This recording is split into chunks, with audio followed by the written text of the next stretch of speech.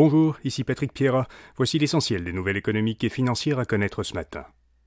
La Banque de l'infrastructure du Canada va accorder un prêt de 277 millions de dollars à une coentreprise formée par Shell, Suncor, l'entreprise suisse Proman et le gouvernement du Québec. Ce prêt servira à construire une bioraffinerie à Varennes, en Montérégie. L'usine comprendra un électrolyseur qu'Hydro-Québec utilisera pour générer de l'hydrogène vert.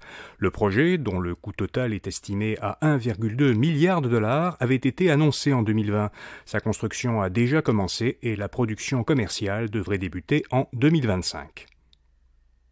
L'entreprise montréalaise T. David's quittera le mois prochain la bourse Nasdaq pour la bourse de croissance TSX, le marché des petites capitalisations de la bourse de Toronto.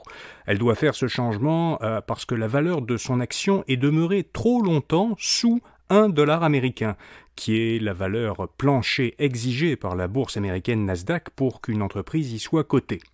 Depuis son introduction au Nasdaq en 2015, l'action de David's a perdu 97% de sa valeur. La Silicon Valley Bank a fini par trouver un acheteur. La banque américaine First Citizens de Caroline du Nord va acheter, avec un escompte de 23%, pour 72 milliards de dollars américains de prêts détenus par la Silicon Valley Bank. Elle mettra aussi la main sur les dépôts et sur les 17 succursales de la banque californienne qui a fait faillite. La FDIC, l'équivalent américain de la Société d'assurance dépôt du Canada, accorde à First Citizens une ligne de crédit exceptionnelle pour l'aider à absorber la Silicon Valley Bank. Elon Musk dit que Twitter a perdu plus de la moitié de sa valeur depuis qu'il en est propriétaire.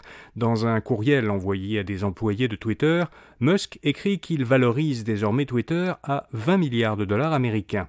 Il avait pourtant déboursé 44 milliards de dollars américains pour acheter le réseau social l'an dernier. Dans le même courriel, Elon Musk indique que la société demeure dans une situation financière précaire. Il précise que, à un moment récent, les fonds qui restaient dans Twitter ne permettaient à la société de rester en activité que pendant 4 mois. Et puis les applications les plus téléchargées aux États-Unis sont chinoises.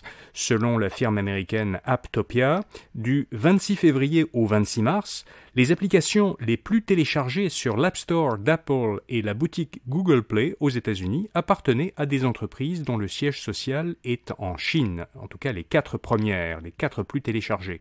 Le réseau social TikTok, que le gouvernement américain songe à interdire en raison de risques liés à la sécurité des données, arrive au 2e rang. Les autres applications sont Temu, un détaillant en ligne, CapCut, une application de montage vidéo, et Shein, un détaillant en ligne. Voilà, vous savez l'essentiel. Pour un tour d'horizon de l'actualité générale au Québec et dans le monde, écoutez notre autre balado quotidien Actualité Info Bref. À demain matin pour un prochain bulletin de nouvelles Info Bref à faire. Bonne journée.